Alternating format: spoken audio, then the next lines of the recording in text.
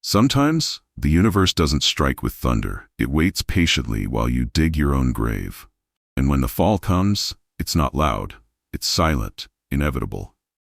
He humiliated his pregnant wife in front of his friends, laughing at her unemployment, never realizing that by tomorrow, he'd learn the hard way that betrayal and greed always come with a price. The air buzzed with the hum of conversation, the clinking of glasses, and the occasional burst of laughter from the dining area. The scent of expensive cologne, grilled lamb, and aged bourbon filled the space, mixing with the faint trace of Madison's vanilla perfume as she stood near the bar, her fingers wrapped around a crystal glass of water. She wasn't drinking, of course. 7 months along now, her belly a soft curve beneath her navy-wrap dress. She had long since grown used to passing up the expensive wines and liquors that filled their home bar. She had also grown used to nights like this.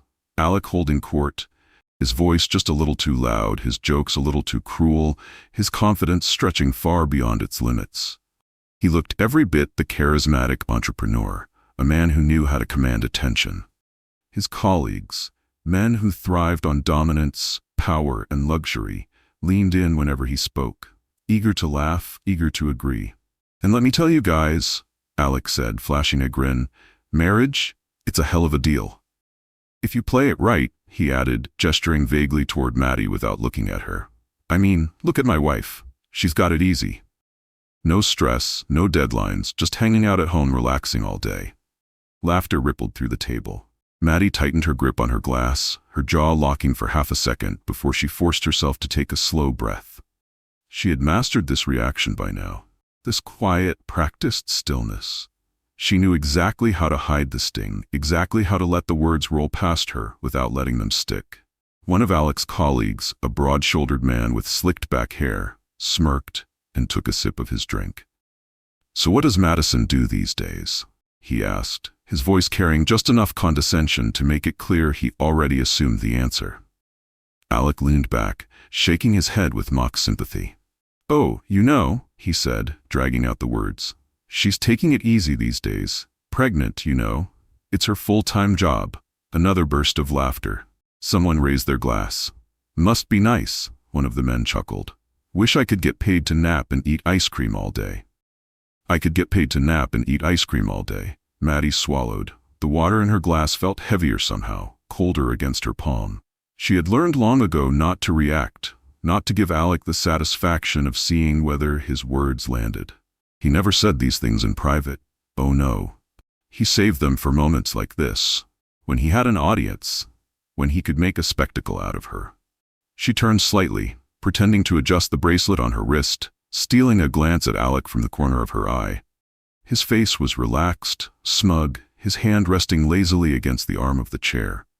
He looked so sure of himself, so certain of his place in the world, so convinced that she was nothing more than an accessory to his success. The irony of it all nearly made her laugh. Her entire world, the home they lived in, the luxuries he flaunted, the very job that paid for the bourbon in his glass, was built on her empire, her intelligence, her power. And yet in this moment, in this room full of men who thrived on ego, he had reduced her to nothing. A woman with no job, no ambition, no worth beyond the child she carried. Alec turned toward her suddenly, a lazy grin pulling at his lips. "Hey babe," he called, waving her over as if she were a waitress. "Why don't you come say something? You've been awfully quiet over there." Madison lifted her chin, her smile small and unreadable. "Just listening," she said smoothly. Didn't want to interrupt all the wisdom. The sarcasm barely registered with him. He just smirked and turned back to his friends. "See? She knows how lucky she is." Someone nudged his shoulder. "Seriously, man, you've got it all. Gorgeous wife, a baby on the way. Big promotion coming up." Madison didn't miss the way Alec's chest puffed just slightly at that last part.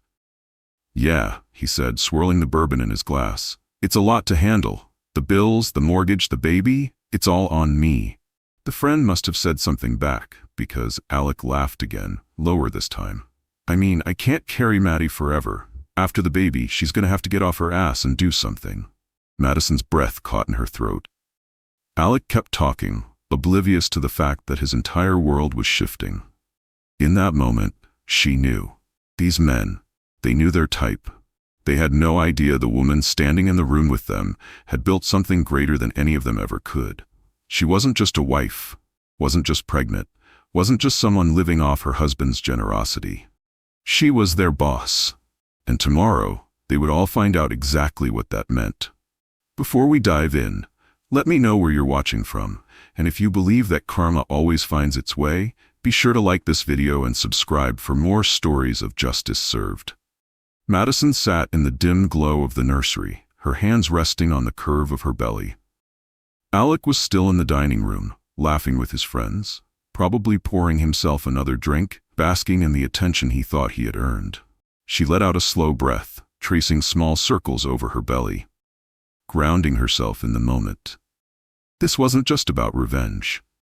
This was about something bigger, something she had seen coming for a long time. She thought back to the day she met Alec. How simple everything had seemed back then. She had just finished a late meeting at Northstone Holdings, slipping out of the boardroom with the kind of exhaustion that came from making multi-million-dollar decisions while pretending they didn't weigh on her. She had needed coffee. Something strong, something to push her through the next round of negotiations, and that was when she saw him. Alec had been standing outside the cafe near her office, talking animatedly on the phone, grinning like he had just won the lottery. He was younger then, a little rough around the edges, but full of energy, full of ambition. She had stepped inside, ordered her coffee, and before she even turned around, he was there, flashing that easy, confident smile. "Rough day?" he asked, nodding toward the way she had been rubbing her temples. "You could say that." He had leaned in a little, lowering his voice like he was letting her in on a secret. "Let me guess, terrible boss, too many deadlines? I hear freelancing is the way to go." The words had hit her harder than they should have. Maybe it was the exhaustion. Maybe it was the way he had said it, so casually, so sure of himself. But she made a split-second decision. She didn't correct him. She didn't tell him that she wasn't answering to some terrible boss, that she was the boss. Instead, she had nodded, giving him a small, tired smile. Yeah, something like that. She wanted to know what it was like to have a conversation with a man who wasn't trying to impress her, who wasn't calculating her worth based on her net worth. Alec had been charming, easy to talk to. He had dreams, big ones, the kind that made his eyes light up when he talked about them. He wanted to climb the corporate ladder, wanted to prove himself, and Maddie had found herself drawn to that energy, to the way he made the world sound simple, like success was just a matter of pushing hard enough. For the first time in years, she let herself step out of the role of CEO and just be Madison. Not the woman who made board members nervous, not the woman whose decisions shaped entire industries, just Maddie, a woman figuring things out, a woman with no power, no pressure, no walls to keep people at a distance. And it had felt good. She had let it happen. Let the lie stretch out longer than it should have. One date turned into 2, then 3. Before she knew it, they were staying up late, talking about everything and nothing. He made her laugh, made her feel like she wasn't carrying the weight of an empire on her shoulders. And when he talked about his dreams, she had admired that fire in him. But looking back now, she realized that fire had never been about building something. It had always been about having something, about owning something or someone. Their relationship moved fast. Within a year, they were married. And for a while, Maddie let herself believe she had found someone who understood her, who saw her as an equal. But then little things started to shift. The way he spoke about work, how he brushed off his colleagues' contributions and made it sound like every success belonged to him. "My team," he'd say with a laugh, shaking his head. "Please. If I wasn't there, they'd be running in circles." Madison had smiled the first few times, not thinking much of it. Confidence was attractive after all. But soon she realized Alec didn't just want to succeed. He wanted to be the reason things succeeded. He didn't just want to climb the ladder, he wanted to be the only one on it. Then there was the way he talked about other people, especially the ones he thought were beneath him. Waiters, assistants, junior employees. He treated them like they were props in the background of his story, like their struggles were amusing at best, inconvenient at worst. She would sit across from him at dinner, listening as he talked about his latest brilliant move at work, how he had saved a project that was doomed until he stepped in. She had known, of course. Known that his big ideas weren't his own. That the credit he was taking belonged to other people. She had seen the reports, the emails, the late-night memos from his team members, doing the real work. And yet Alec sat there sipping expensive wine she had paid for, acting like the world should be grateful for his genius. "You wouldn't understand," he had said one night when she asked him about a deal that fell through. "It's just business. There's a lot of pressure at my level." Madison had stared at him across the candlelit table, pressing her lips together to keep from laughing. His level. If only he knew. He was good at playing the part, though. He had mastered the language of corporate ambition, the firm handshake, the confident stride, the way he could make people believe he was smarter than he actually was. And maybe that was why she stayed as long as she did. Because part of her wanted to believe that Alec was still the man she met that night at the rooftop bar. But then, one day, she realized something else had changed. He had stopped asking about her. In the beginning, he used to ask her questions, what she wanted, what she dreamed about, but now he just assumed. He assumed she was content. Assumed she had no ambitions. Assumed that she was lucky to have him. One evening, she had been sitting on the couch, half listening as he went on about some executive meeting, when he looked over at her and said, almost absent-mindedly, "It must be nice, you know, not having to worry about a career anymore." She had blinked, turning to him.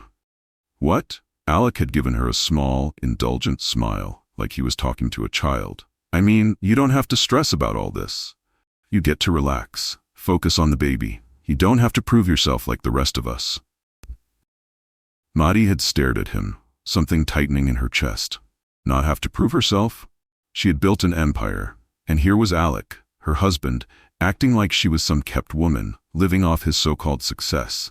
That was the moment something inside her snapped. She had let this go on for too long. She had watched him build a career on stolen credit, watched him climb a ladder he didn't even realize she had built. She had stayed silent, let him believe in his own self-importance, let him gloat about being the provider, while he spent her money, lived in her home, worked at her company. He had spent years making her feel small, making her seem invisible. But no more. The next morning, she made a call, a quiet, deliberate request to her private investigator. "I need you to dig deeper," she said, her voice calm, steady. "I don't care what it costs. I want every detail, every secret, every lie." Inside her private office on the top floor of Northstone Holdings, Madison sat at the long, sleek conference table, her fingers lightly drumming against the smooth surface. Her team was already in place. Renee, her head of legal, was going through the final stack of documents, her sharp eyes scanning every line for any possible loophole. Across from her, Marcus, head of security, leaned back slightly in his chair, arms crossed, his expression unreadable.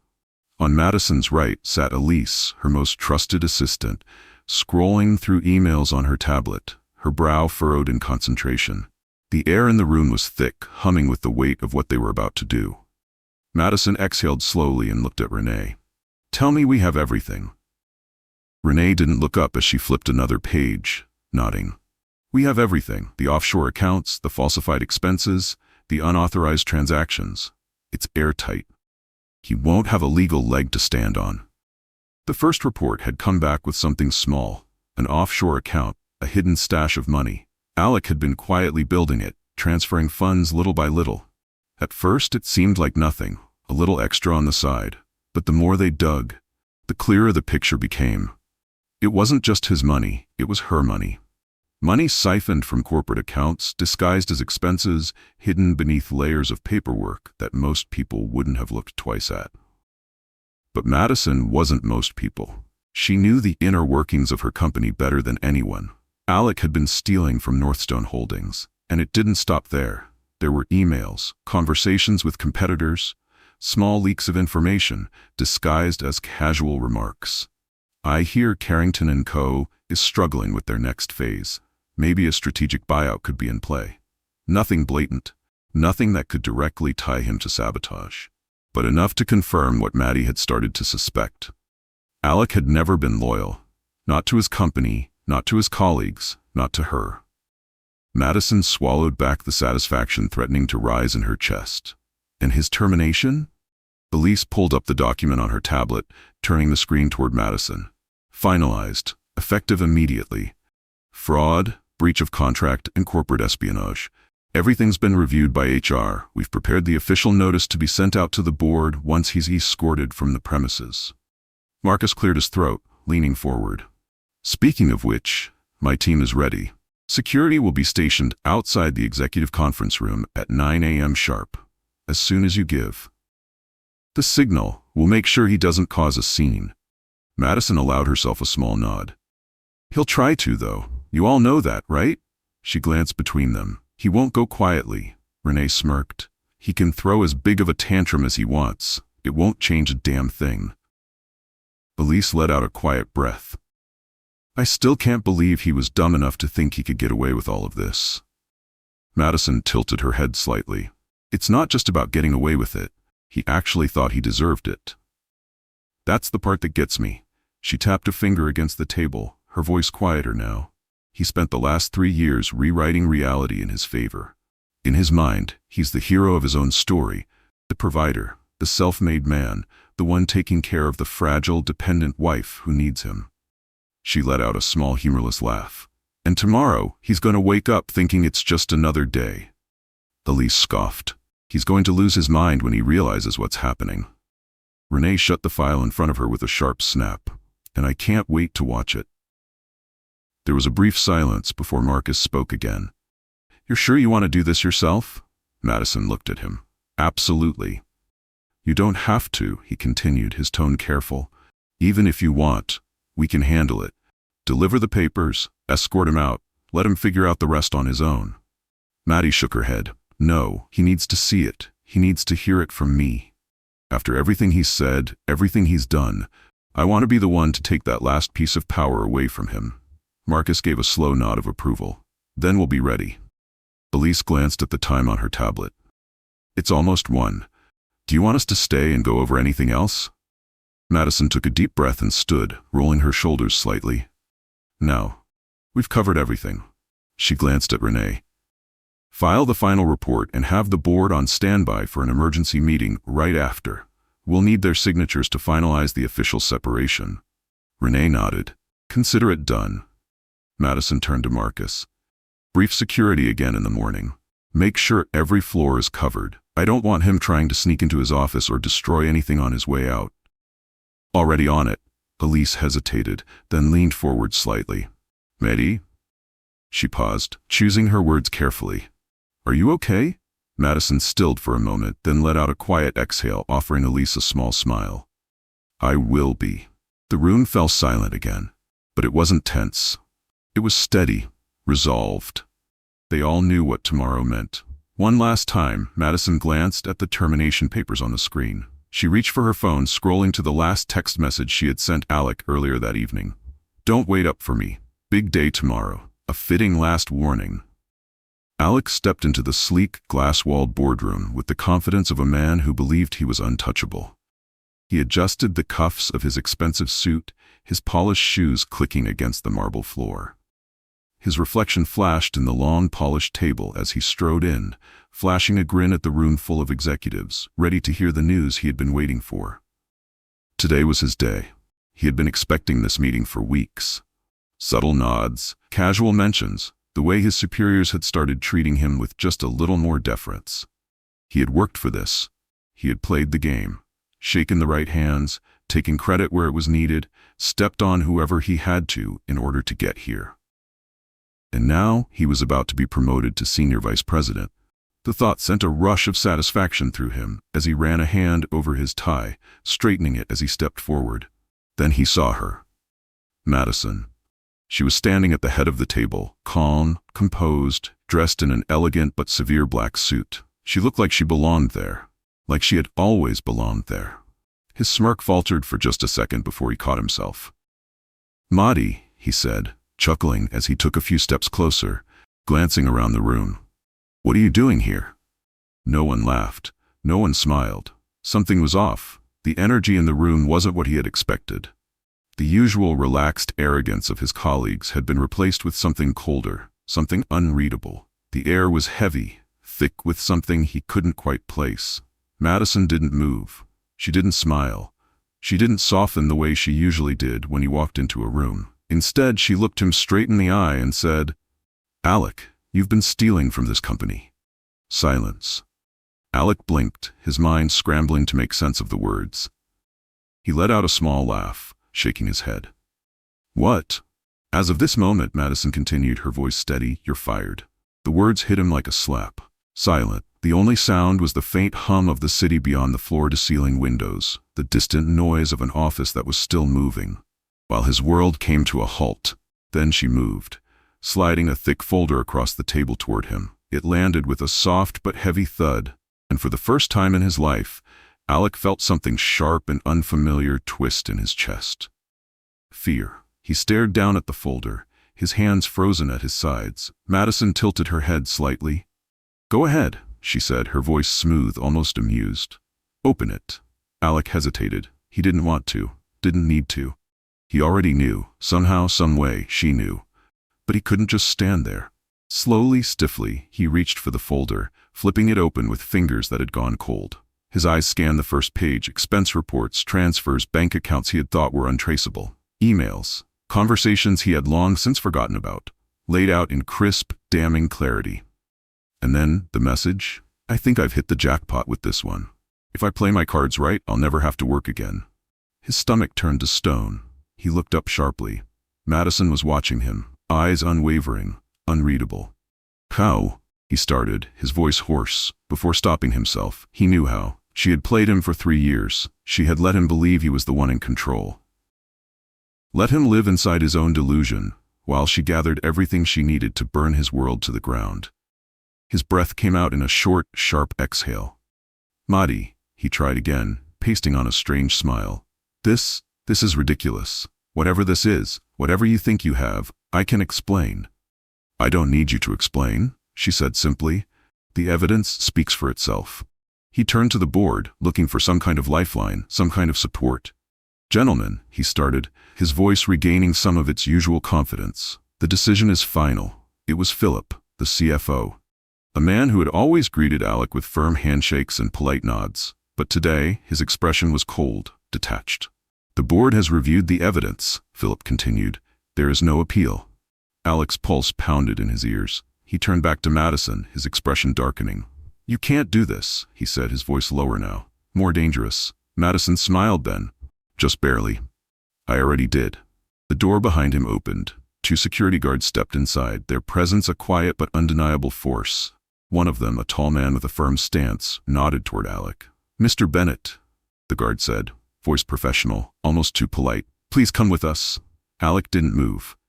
He was still processing, still fighting against the reality of what was happening. He clenched his jaw. "Madi, you don't want to do this," she exhaled, soft, almost as if she were bored. "I really, really do." One of the guards stepped closer. "Sir?" Alec flinched at the word. Sir, a title that used to carry weight, authority, power. Now it was just a formality, a hollow sound with nothing behind it. His fingers curled into fists. His pride screamed at him to fight, to argue, to demand an explanation. But there was nothing to argue against. The evidence was all there, spread out before him, undeniable. Madison watched him for another moment, tilting her head. "You should go now," she said softly, "before this gets any more embarrassing for you." The final nail. Alec swallowed. For the first time in his life, he had nothing to say. Slowly, stiffly, he straightened his tie, squared his shoulders, and turned toward the door. As he stepped past her, Madison spoke one last time. "Bo and Alec." He paused. She smiled. "Don't forget to turn in your keycard." A muscle ticked in his jaw, but he didn't turn around. Because it was over, and she had won. Alec sat in his car, gripping the steering wheel so hard his knuckles turned white. His mind was spinning, his heartbeat a rapid, erratic thud against his ribs. He had spent the last hour making calls, one after another, each one ending the same way. "I'm sorry, Alec, there's nothing I can do. I have to distance myself from this. This isn't a good time." Excuses, rejections. People who had once laughed at his jokes, clapped him on the back, toasted to his success. Now, they wanted nothing to do with him. He took a shaky breath, scrolling through his contacts, eyes darting over names that just yesterday would have answered his calls without hesitation. Now most of them sent him straight to voicemail. Cowards. He tried again, this time Philip, one of the board members. The same man who had sat across from him at countless dinners. The same man who once said, "Alec, you've got a bright future here." The phone rang once, twice, a click. "Philip, listen, this is all a misunderstanding, Madison." A sigh. "Alec, don't." Alec clenched his jaw.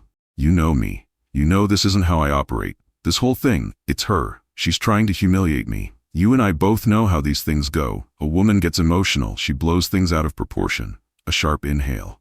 Silence. Then Philip spoke, his voice clipped. "Let me stop you right there. This isn't Madison blowing things out of proportion. This is you, getting caught. And if you think throwing around misogynistic excuses is going to fix it, then you're dumber than I thought."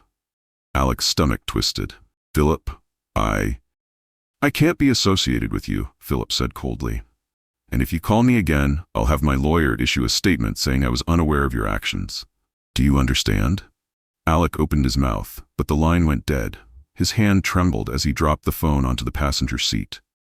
His jaw tightened, his vision blurred at the edges. This wasn't happening. This couldn't be happening. He sucked in a breath and reached for his laptop, balancing it on his lap as he logged into his private banking account. The numbers would be there. They had to be there. Loading. The screen flickered. Access denied. Alec blinked. Refreshed the page. Account frozen. Contact bank representative. His pulse spiked. He opened another account, the offshore one. The one no one was supposed to know about. Locked. His breath came short now, ragged. This wasn't just Madison getting even. This was systematic. She had planned every step. She had anticipated his next move before he even made it. His fingers hovered over the keyboard, but his mind was already screaming at him. He needed another way out. His jaw clenched. If Madison wanted to play dirty, then so would he. He pulled out his phone again, scrolling through encrypted contacts until he found a familiar name. A competitor. A company that had been circling Northstone Holdings for years, desperate for inside information. Desperate for leverage. His hands were still shaking when he hit dial. The phone rang twice before a voice answered, smooth and calculated. "Didn't expect to hear from you, Bennett." Alec forced a smile he didn't feel. "Let's just say I have some information that might be valuable to you." A pause, then a low chuckle. "That's so? Madison isn't as clean as she seems." "I have files," Alec said, gripping the phone tighter. "Emails, client lists, you help me, and I help you." There was silence on the other end. Alec's heart pounded. Then, click. The line went dead. He pulled the phone away, staring at it in disbelief. He redialed, but the call wouldn't go through. His number had been blocked. Alec's mouth went dry. He barely had time to process it before another buzz. This time, a text. From Madison's legal team. "Nice try. Let's not make this worse for you." His stomach twisted into knots. They knew. They already knew. He ran a hand down his face, breathing hard. There was only one move left. The media. Journalists loved stories like this. A corrupt CEO, a scandal. If he could spin the narrative before Madison did, he could salvage something. Maybe not his job, maybe not his reputation in the corporate world, but at least he could make her look just as bad. He scrolled through his contacts again, finding the number of a reporter who had covered corporate scandals before, the kind who didn't care about facts as long as the headline got clicks. The phone rang. "Hey man," Alex said the moment the reporter picked up. "I have a story for you, the real story." The reporter didn't respond right away. There was a long, uncomfortable pause before he finally spoke. "You mean the same story Madison's team just handed over?" Alec froze. "Yeah," the reporter continued, almost amused. "She beat you to it, buddy. Gave us everything, every document, every file, every little detail. It's airtight, legally, ethically. You're done. There's no counter-story here." Alec's fingers tightened around the phone. "That look," the reporter interrupted. "I'd be careful if I were you. Because from what I've seen, the only person whose reputation is about to burn here is yours. And it's going to burn fast." Alec's entire body went cold. Another beep. Another notification. He looked down at his screen, his breath hitching as he saw the first headline pop up. Alec Bennett, terminated from Northstone Holdings amid fraud allegations. Another one followed. Inside the fall of a corporate executive, how greed led to a downfall. His stomach lurched. The news had already broken. Madison hadn't just ruined him, she had erased him before he even had the chance to fight back. His phone slipped from his fingers, clattering onto the floor of the car. Alec stared ahead, chest rising and falling in shallow, uneven breaths. Everything was gone. And the worst part, it had never even been a fight. Madison had ended him before he ever had a chance to swing back. She sat in her office, the city, stretched out before her. Her fingers hovered over the keyboard, the email open in front of her, the words sharp and damning. If she's rich, I win. If not, I'll make sure she stays dependent on me. The date in the corner of the screen burned into her mind. Months before their wedding. Her breath came out slowly, carefully measured, but her hands were shaking. It was strange, really. She had already known what kind of man he was. Had already seen the truth laid out in bank statements, fraudulent transactions, whispered meetings behind closed doors. She had already accepted that Alec was selfish, that he was a liar, a thief, a parasite clinging to power he had never actually earned. But this was different. The way he had looked at her, spoken to her, touched her, the way he had held her hand across the dinner table, leaned in to whisper in her ear at parties, kissed her forehead in the morning before heading off to work. Every "I love you," every "I've got you, babe." A calculated lie. She closed her eyes, but the memories kept coming. Alec kneeling in front of her the night he proposed, sliding the ring onto her finger, looking up at her like she was his whole world. Alec pulling her into his arms after their wedding dance, murmuring, "We make a hell of a team, don't we?" Alec resting his hand on her stomach when she first told him about the baby, grinning as he said, "You don't have to worry about a thing. I've got us." She had believed him. For years she had told herself there was something good buried beneath his arrogance. She had explained away the little things, justified the moments of condescension, excused the dismissive words, convinced herself that his love was real. But no, he had never loved her, not really. He had chosen her the way a businessman chooses an investment, calculating the risks, weighing the benefits, deciding that whether she was rich or not, she would be useful to him. Her throat felt tight.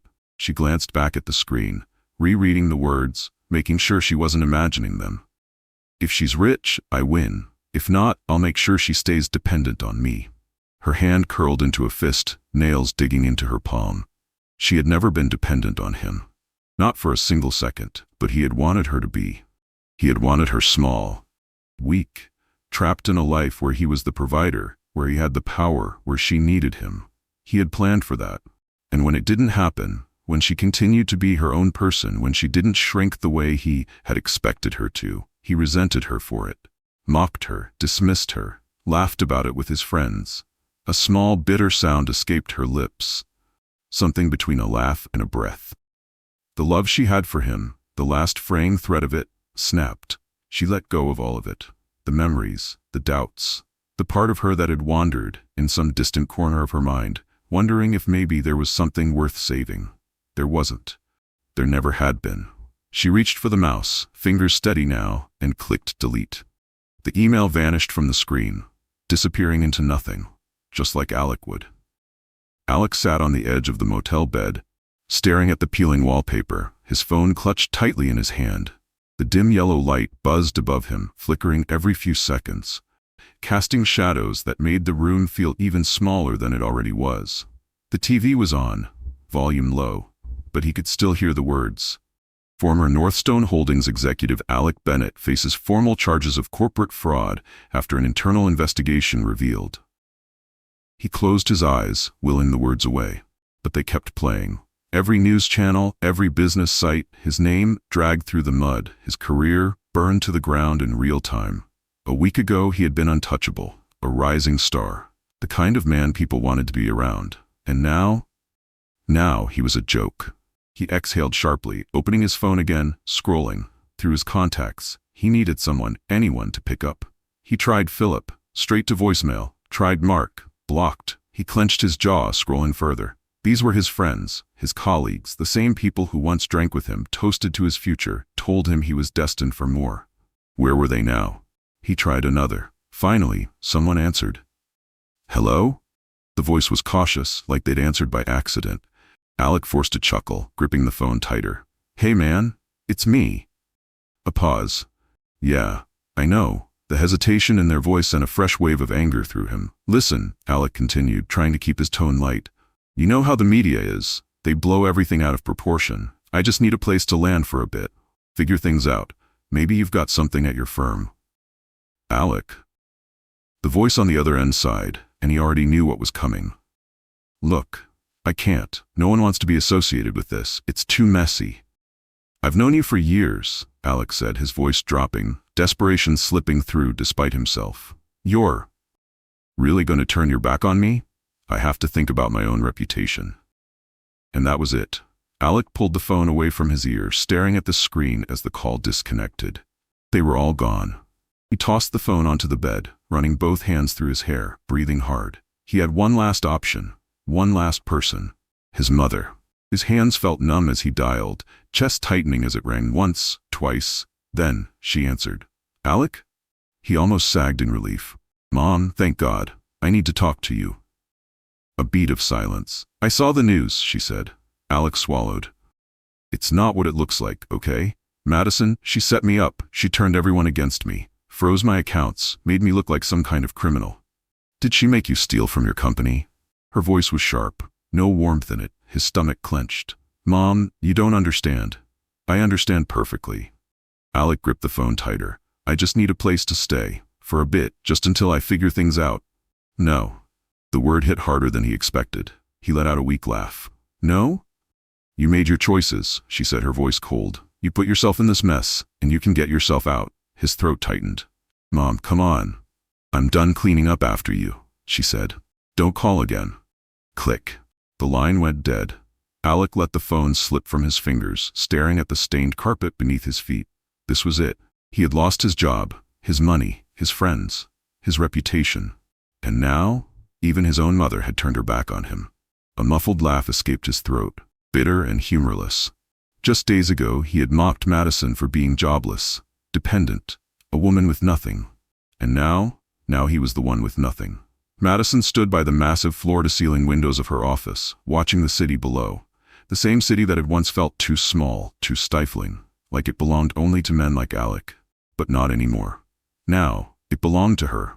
The door behind her opened, and Elise stepped in, holding a fresh copy of Forbes in her hands. She didn't say anything, just walked up to Madison's desk and placed the magazine down with a small, satisfied smile. Madison turned, her eyes falling on the glossy cover. There she was, sitting in the very chair she was now standing beside, poised and confident, a knowing smile on her lips. The headline stretched across the page in bold, unmissable letters.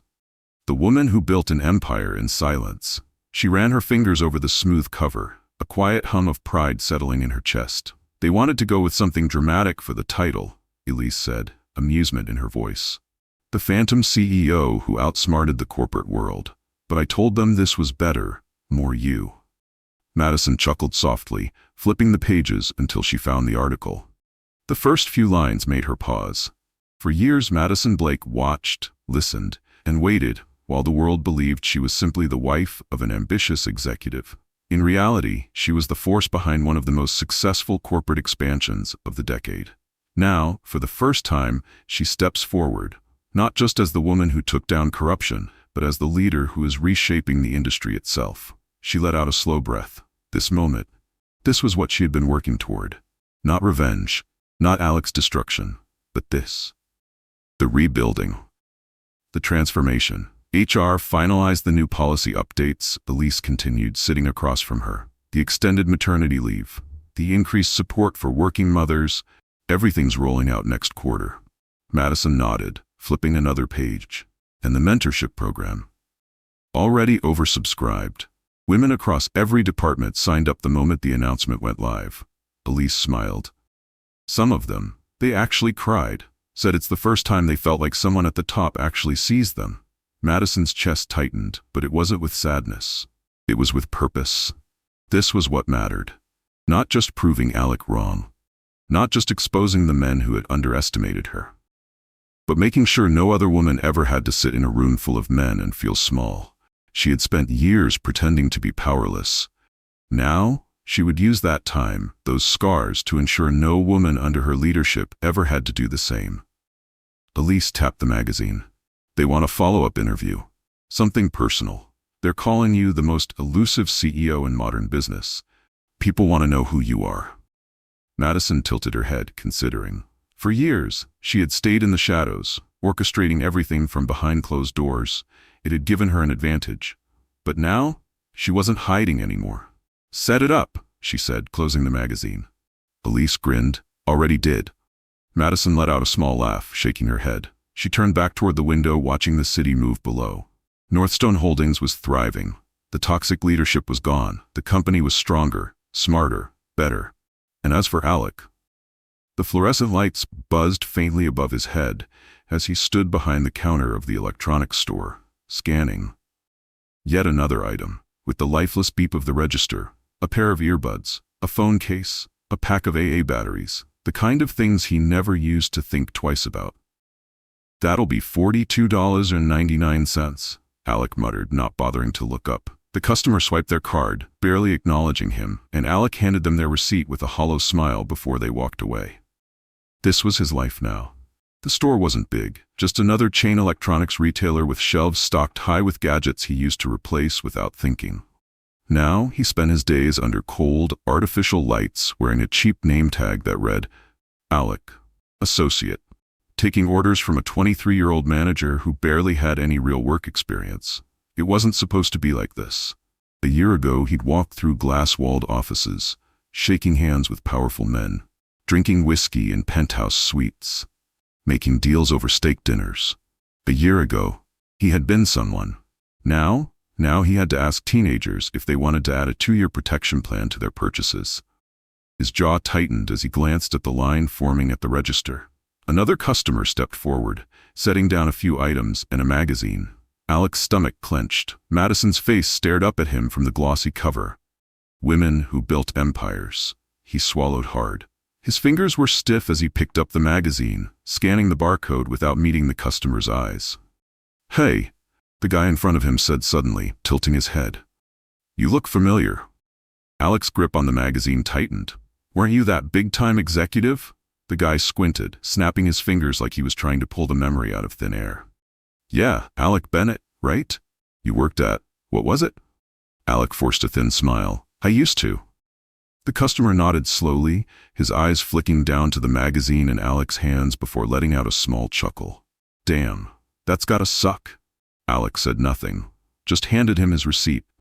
The guy took his bag and walked off, still shaking his head. Alec set the magazine down beside the register, unable to stop himself from looking at the cover again. Madison, looking calm, powerful, successful. He could still hear her voice in his head. You should go now, before this gets any more embarrassing for you. He had thought he would find a way back, thought he'd recover. But now, a year later, he knew the truth. There was no coming back from this. Madison hadn't just ruined him, she had erased him. And worst of all, she probably hadn't thought about him since. The nursery was warm, the soft glow of the lamp casting golden light across the room as Madison rocked gently in the chair, cradling her newborn daughter in her arms. The baby's tiny fingers curled and uncurled against Madison's chest, her breath soft and steady. Madison ran her fingers along her daughter's delicate cheek, smiling as she watched her sleep. We're going to be just fine, she whispered, pressing a kiss to the baby's forehead. Then, with a quiet strength, she smiled. No, we're going to thrive. And for the first time in a long, long time, Madison didn't think about Alec at all.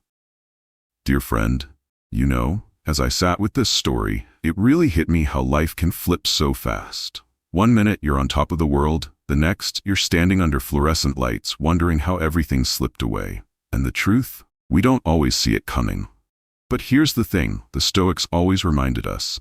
You have power over your mind, not outside events. Real strength is how you respond. Alec lost everything because he thought power meant control. Madison won because she understood real power starts within. She didn't scream, she didn't fight dirty, she built in silence, in focus, in purpose. And in the end, she didn't just survive, she thrived. That's what I hope you carry from this. No matter who tries to silence you, underestimate you, or tear you down, you still get to choose who you become after. Because healing loud isn't always strength. Sometimes power is quiet. If this story spoke to you even a little, it would mean the world if you gave it a like, shared it with someone who needs to hear it, and hit subscribe so we can keep growing together. Thanks for being here with me.